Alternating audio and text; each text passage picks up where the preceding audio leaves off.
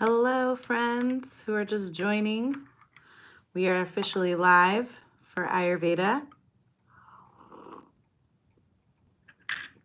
We'll get started in about 6 minutes, but if you're just logged in, go ahead and type in your name and where you're joining from. Sup, AC? What up? Hey, Samson. I love it. Got my brothers here, Samson and AC from the yoga team. Who else is on?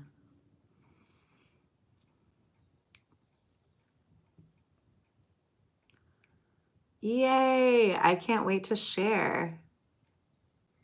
Thanks for being here, Samson. Hi, Robin from DC. Yeah, finally got sunshine. We're getting a little bit of sunshine peering through the clouds right now. If you're just joining, my name is Emily Schmuckler, and I am joining you from Berkeley, California. I'll be guiding us through, put some ghee on it, quote of the day. Hashtag Geegan. You can be a vegan, and still eat ghee. Last week we talked about sense care. So if you're just logging in and you were here with us last week for the Ayurveda Lifestyle Practices content, I'd love to hear what you've implemented from last week and how it's going. So type in the chat function, your name, where you're joining from. If you did something from our Ayurveda lifestyle practice talking about sense care, what have you tried on? How has it affected your senses or your overall well-being awareness? And we'll get started in about 4 minutes here on our next topic.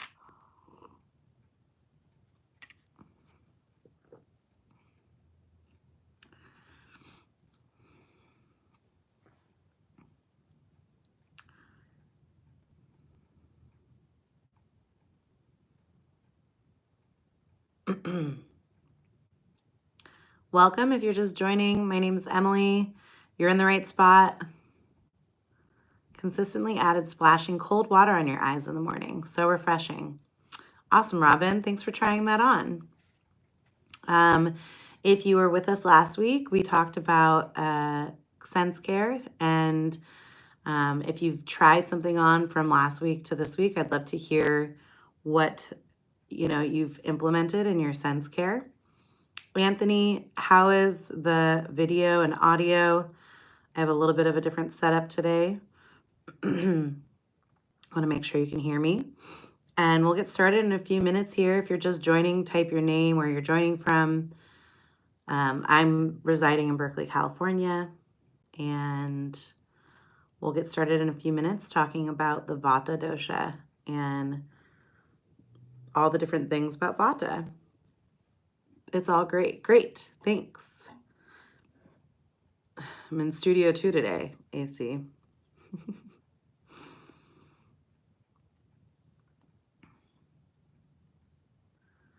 I know there's more people on because I can see you. So type in, share. Who are you? How are you? Where are you from? Using sandalwood oil for massage for each of the doshas, but you have contraindications for oil massage. Can you use boiled water? Robin, let's talk offline. Why don't you send me a message on Instagram and we'll talk more about what your contraindications are and what's safe to use. Yeah, totally. Thanks for asking. Hello, welcome. I see some more people joining. Welcome to the Ayurveda Lifestyle Practices. My name's Emily. I'll be getting started in a couple minutes. If you're just joining, type your name, where you're joining from, and if you tried anything from last week's session to this week, what was it? And did you do it consistently? Did it make a difference? Last week we talked about sense care.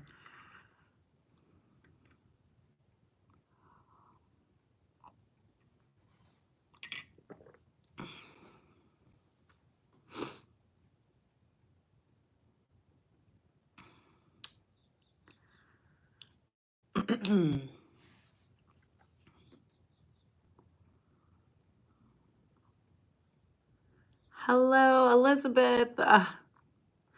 I'm so glad you're here. Good to see you. I mean, I know I can't see your face, but I feel your energy from Minneapolis. Welcome. We'll get started. So it's 2 o'clock Pacific Standard Time. I know you're all joining in from different parts of the country. So if you feel like sharing your name and hey, Neil, welcome back, and where you're joining from. I also encourage you if you were with us last week, we talked about sense care and you tried something on consistently for a week. What did you try on? How did it affect you? And I'd love to see a couple shares. I love the connection. Robin, Neil, Elizabeth. Join the fun, everyone. Say hi. Join the fun. Again, my name is Emily Schmuckler. I'm joining you from Berkeley, California, and today we'll be talking about the Vata dosha and all of the different things that make up Vata and Vata dosha, and how to identify any imbalances and how to bring ourselves back to balance. And the reason why we offer these sessions at 3 p.m., the virtual squad is so showing up strong today. Thank you, AC. We also have Anthony, or AC, in the house, and he will be our moderator.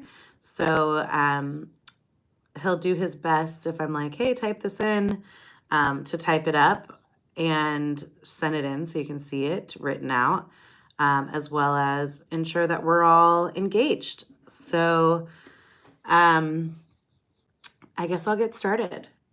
So let's come back to the word dosha in general.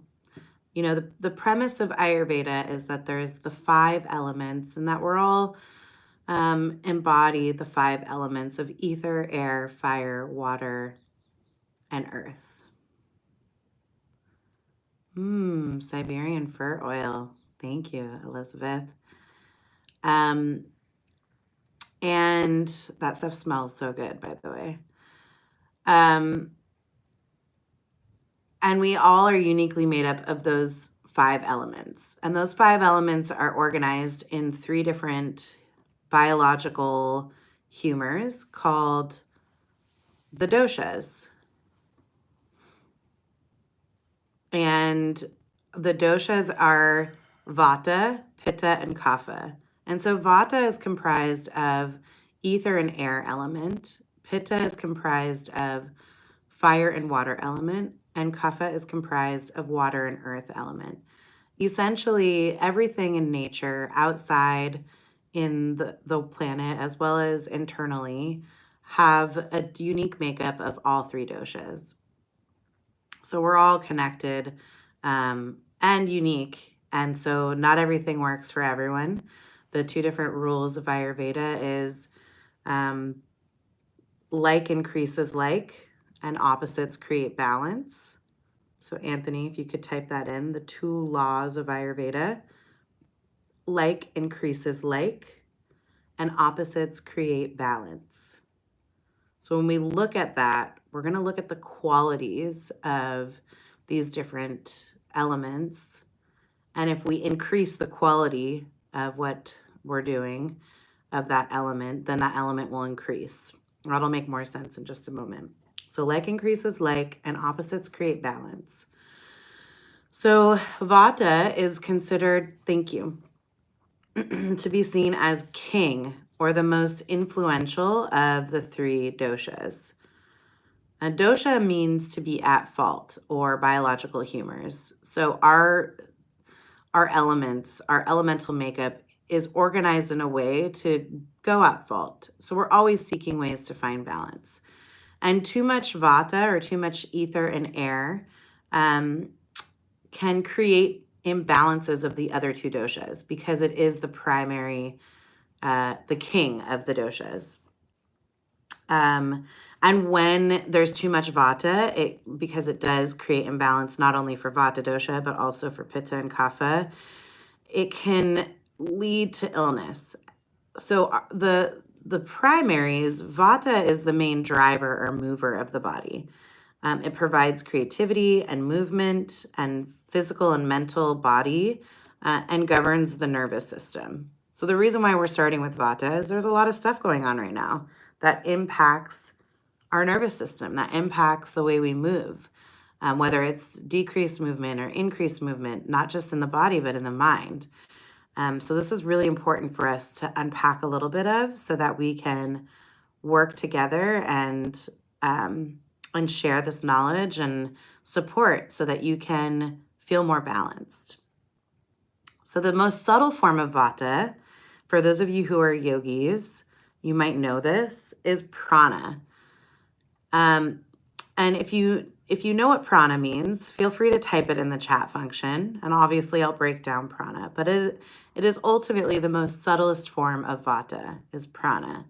It's the life force energy, the vitality that strings the body together with the mind and the spirit. And it strings it together on one single strand of breath. We know how impactful breath work can be, how it drops us into our body and allows us to become present with our mind and our body. So let's just for a moment feel that subtlest form of Vata. Everyone sit up wherever you are. You can keep your eyes open or closed, whatever is comfortable for you. And just take a deep breath in and deep breath out. 2 more. Breathe in and breathe out. Last one. Inhale and exhale. So in the chat function, just notice how you're feeling after taking 3 conscious breaths, how the single strand of a breath connected your mind, body, and your spirit, how maybe you feel more present, awake, alert, maybe a little tingly. What are you feeling in this moment? Type it in. And I'll continue to talk as you type in. Calm and alive. Thank you, Robin. So because it's the most subtle form of Vata, thank you, Kristen, it governs the mind-body functions, prana itself, including the coordination of our breath, the senses, and our mind. Thank you, Neil. Connected, present. Prana is the refined, positive essence of Vata, if I could say that in a really clear, concise way. So because Vata's the elements of ether and air, and prana is literally pulling life force. And I would say prana isn't necessarily air. It is the life force that lives on the air that comes into our body. Let's look at the qualities. When we're in space, you think about space within you and space around you and the space that you're sitting in. It's very subtle, right? These are the qualities that we start to look at, or gunas. Qualities, or in Sanskrit, is gunas.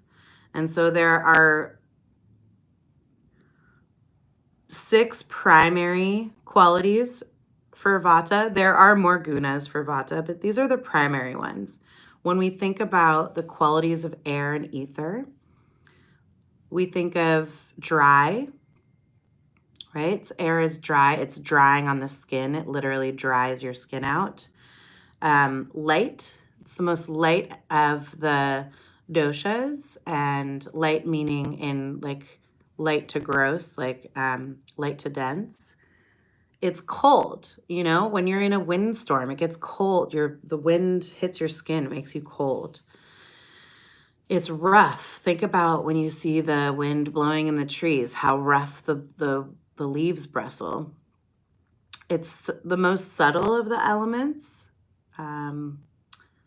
So it's subtle. We can't really feel space, but we can see it and experience its subtlety. And it's mobile. It's the most mobile because it governs our movement, and wind moves. It needs density to house it. It needs containment. And so when we start to look at the practices that we'll look at to balance Vata, you'll see that A lot of it is about controlling the mobility that happens with Vata, and the most subtle of it. The season for Vata is late fall and winter. So when you think about late fall and winter, think about what happens with the trees. The leaves dry and they start to fall off the trees. It's cold, like the air feels rough. Your skin gets dry. All the qualities of these elements are more prominent during late fall and winter. So when we talk about the season, we mean that these elements are the most enhanced during this time. The main site in the body is the colon or large intestine. So you'll notice that if you experience any imbalances like what I call windiness or gas and bloating, that is Vata getting trapped in the large colon. We need to move it out. We'll talk about that in just a moment. Its main function is movement and communication. So we can't move. I wouldn't be able to talk without Vata dosha. And I'm sure some of you, your teachers, or you speak for a living, or even just talking to friends or talking to family can feel really draining, especially if you have other things that create more imbalances in your Vata dosha. And if you're primarily Vata dosha, your body type is more Vata dosha, you'll experience these imbalances even more. The times of day are 2 a.m. to 6 a.m. and 2 p.m. to 6 p.m. So that's when these qualities of dry, light, cold, rough, subtle, mobile are more increased between the hours of 2 p.m. to 6 p.m. and 2 a.m. to 6 a.m. The times of life are wisdom years, so 60 plus. That is when these qualities and these elements within ourselves are more enhanced or present. And then the tastes, which we'll get into in a few weeks, are the 6 tastes. The tastes are pungent, bitter, and astringent. So those are the tastes associated with Vata. So let's talk a little bit, before I go on, does anyone have any questions? Thank you, Anthony, so far for capturing these points.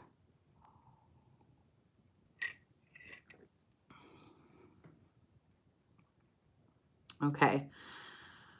Let's talk about the archetype of Vata. So archetype meaning physically, if you were to look at people, this is how you would kind of classify someone who is Vata prominent in their, as primarily, and we'll talk about what balanced looks like and imbalanced. So the archetype is light bones and muscles, strong, long, straight frame.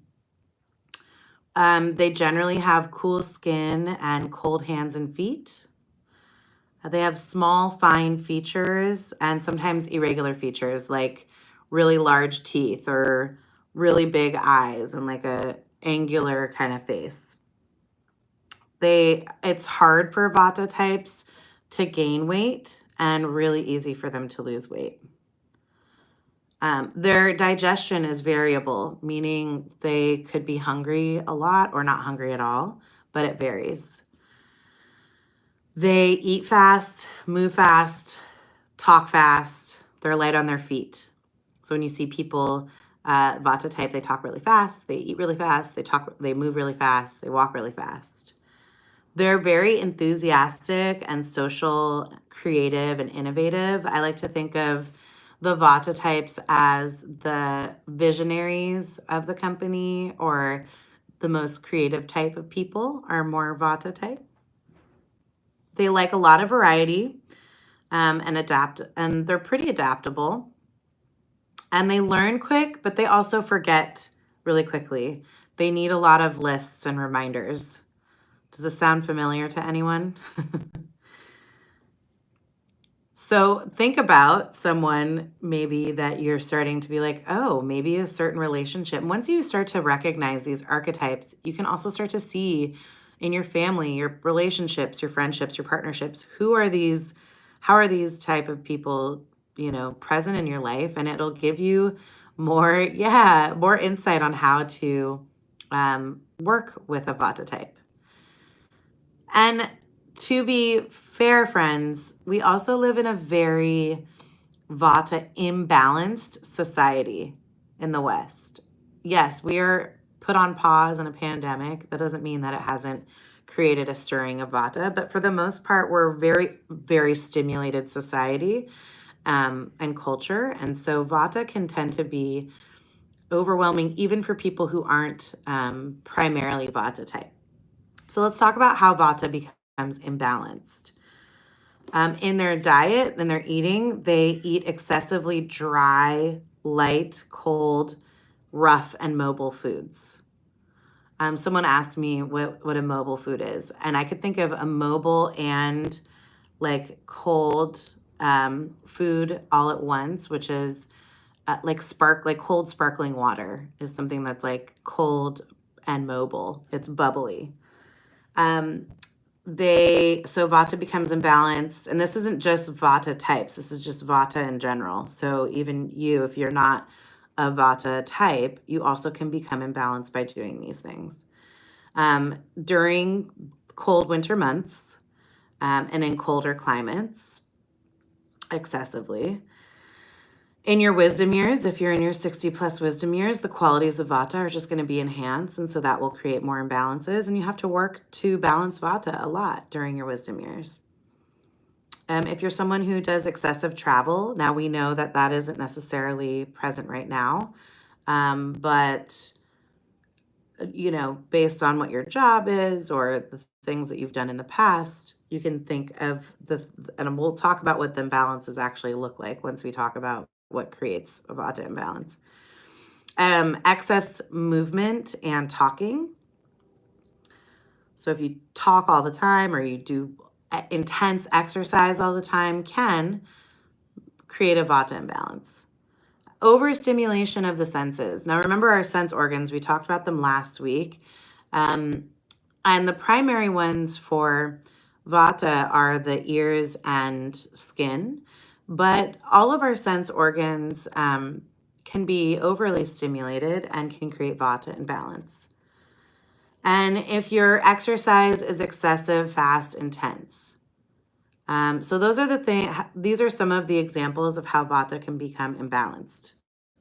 Do we have any questions before I move into what the Vata imbalances look like?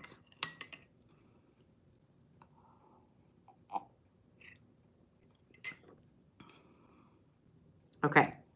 So Vata imbalances can look like dry, cracking skin and joints, dry hair and nails,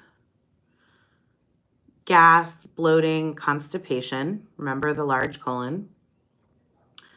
Low back pain and nerve pain, as well as twitching, like random twitching. My eyes were twitching for like 3 weeks after I had finished an excessive amount of travel this year. And those like uncontrolled movements of the body. Also, the reason why low back pain is Vata lives in the lower third of the body from the pelvis down. And it's the seat of Vata is at the low back, the sacrum. So other imbalances, insomnia, not able to sleep, inability to focus, scattered or restless,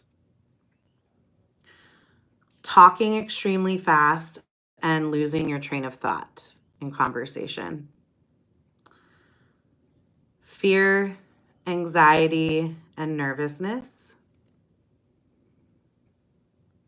Feeling ungrounded. Any of this sound familiar at this time? Loneliness and isolation. So take a moment, whether it's in your journal or the chat function, and I'll give you a minute. How is Vata showing up for you? Balanced and imbalanced. So knowing these things that are balanced Vata, maybe it's part of the archetype, and then some of the imbalances that I just mentioned. How is Vata showing up for you?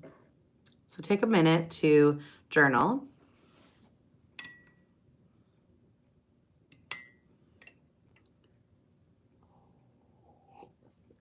Feel free in this platform to share in the chat function. This is always a great way to connect with each other and support each other. And one of my favorite persons, Molly Dilge, says we create accountability through accountability buddies.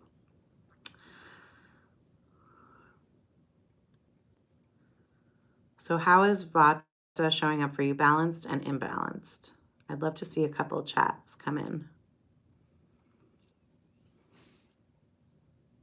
30 more seconds.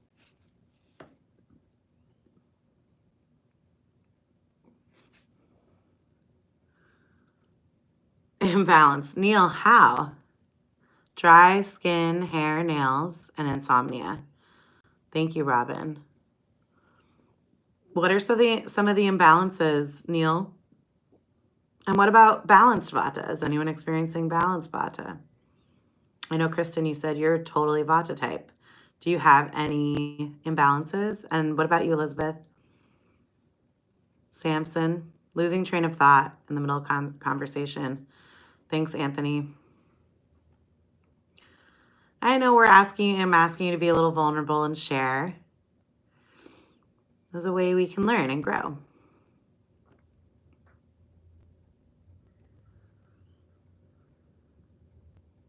Dry skin, hair, nails, low back pain, inability to focus big time, anxiety, losing train of thought, basically everything. Lack of focus, sometimes twitchy and ungrounded. I talk fast and can't find words when I need them. Yeah, this is the real bloating, to be vulnerable. Thank you, Anthony. Yeah. And notice, what are some of the things that you've maybe done or you're doing that have caused Vata to be imbalanced? So what are the things that you maybe have control over that you could potentially adjust? And we're going to talk about how to balance Vata, but just start to note in your mind. Yeah, you do sleep well. Okay, good.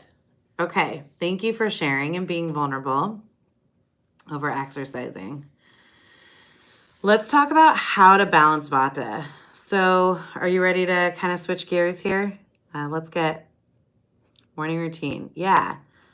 So one of the main things that helps Vata balance is to slow down. I know that seems like sometimes a little easier to do right now, but really truly slow down. If you're a fast talker, fast eater, you've been doing things a little intensely or excessively, give yourself permission to slow down, especially right now. Self-massage with sesame oil. We talked about Abhyanga a couple weeks ago, self-massage, and sesame oil is heating quality. If you think about the qualities of Vata, dry, cold, light, oil itself is unctuous, it's heavy. Sesame is a warming oil, so it's the opposite. Remember how I said like increases like, opposites create balance? So we want to think about the opposite of Vata. Creating a routine. Kristen, you mentioned having a morning routine has really helped. So routine, it can be consistent eating patterns, consistent sleeping patterns. Really, I mean, finding a sleep and morning routine is going to change your life for sure and support managing Vata. Your yoga should be warming, soothing, grounding, relaxing, calming, and slow. So you can still practice vinyasa, but you want it to be really steady and smooth. Yes, absolutely, Elizabeth.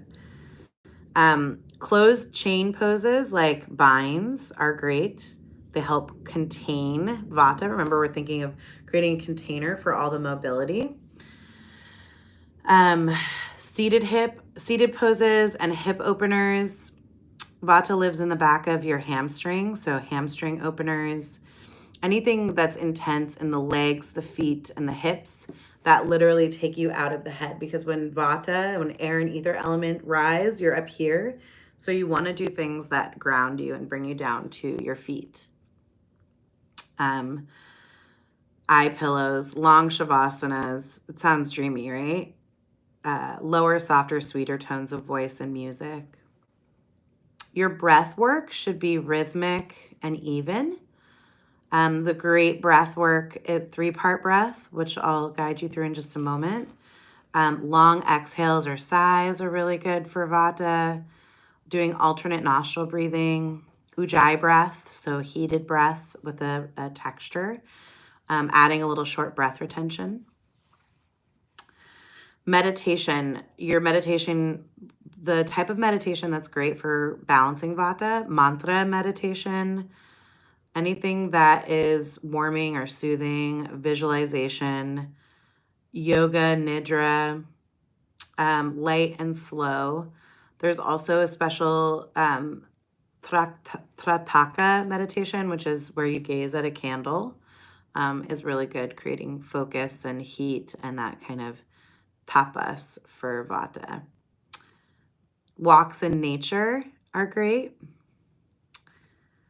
Getting your feet on the grass, literally taking your shoes off, putting your feet on the grass. Reducing sensory stimulation, so lower lights, reduce screen time, the volume, all of that. You can start to set an evening routine where you turn your TV off an hour before bed if you've been doing it, watching it late. Quiet time before bed, just being quiet and still, little reading. Mindful eating, silent dining. So if you've been experiencing bloating, sitting with no music, no TV, no cell phone, and just sitting, breathing in your food, chewing slowly and taking your time to eat, especially if you're a fast eater. It's hard, I know, if you're a parent, you have kids around, but even committing to one mindful meal a day, that could also just mean taking 3 deep breaths before you start eating. Favoring warm cooked foods with high quality oil. So think of soups, sauteed veggies, warm water, sweet, sour, salty tastes. Avoid caffeine, dry, rough, and raw foods. Those things will really aggravate Vata. And you can wear warm, dark colors. That also helps to ground Vata. Think earth tones, greens, browns. So what I'd love to do before we commit to one practice is just guide you through another 3 deep breaths, but this time 3-part breath, where a complete yogic breath. So everyone bring your hands to your belly, sit up tall, close your eyes. And the first breath you take, think about your belly expanding out. So you're actually letting the muscles of your belly soften. Breathe in and feel your belly expand. And then breathe out, pull your navel back. Then move your hands onto your ribs. Think expanding out to the side. Breathe in. Feel your ribs expand wide. And then breathe out, pull your ribs in. And then draw your fingertips up to your collarbones. Breathe in. Feel your breath come up into your chest. And breathe out. Allow your collarbones to pull back together.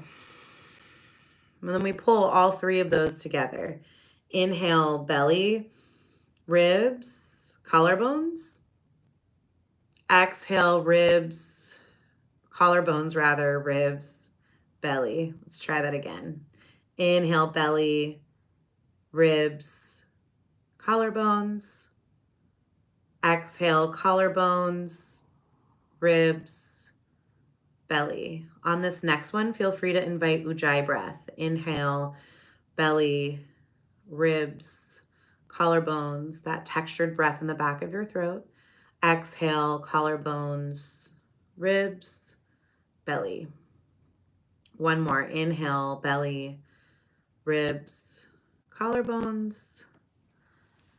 Exhale, collarbones, ribs, belly. Then release the breath technique and just pause for a moment. Notice what you notice. Where is your awareness, your attention?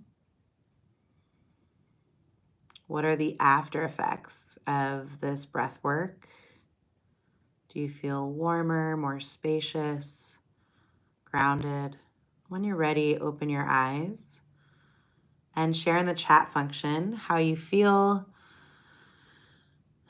how ujjayi maybe helped support a different layer of 3-part breath. And then if there's one thing you want to commit to this week to balance, a little lightheaded. Yeah. Robin, thank you for sharing that. Sometimes when we do pranayama, it can be a little disorienting. So ensuring that your feet are on the ground and that you're not forcing your breath. You're just taking subtle breaths. You know, it's still controlled, but it's not forced. What else? How's everyone feeling? And is there something you want to commit to this week to support balancing your Vata? You're welcome, Robin.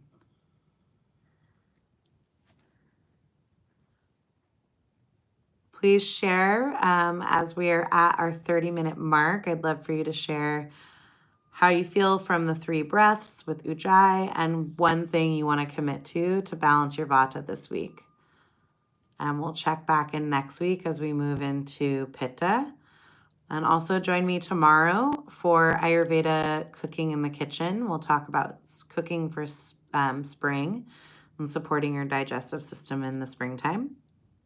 And please take care of yourselves. Nourish your Vata. Slower, more mindful eating. Thank you, Kristen. To no TV before bed, I will commit to mindful eating. And even if it's just really specific, like 1 meal a day, it doesn't have to be every single meal, but just committing to like a silent breakfast or a silent lunch. Anyone else want to share? If you're leaving, thank you so much for being here. Self-massage with sesame oil. Thank you, Neil. And thank you for sharing. I know it can be vulnerable in sharing in this platform. After the mindful breath, committed to more grounding feet in grass. Yes. So grateful for you too, Robin. Thank you, AC. Thank you, Samson. I'll leave the chat function open for another minute. And I hope you all have a beautiful rest of your Wednesday. Namaste.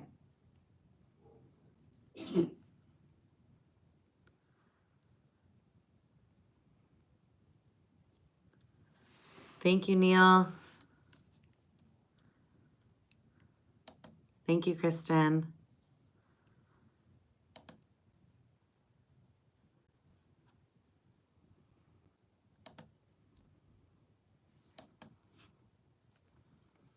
All right, friends. I'm going to end the chat. We'll see you back at 2 p.m. tomorrow and Friday. Have a great rest of your week.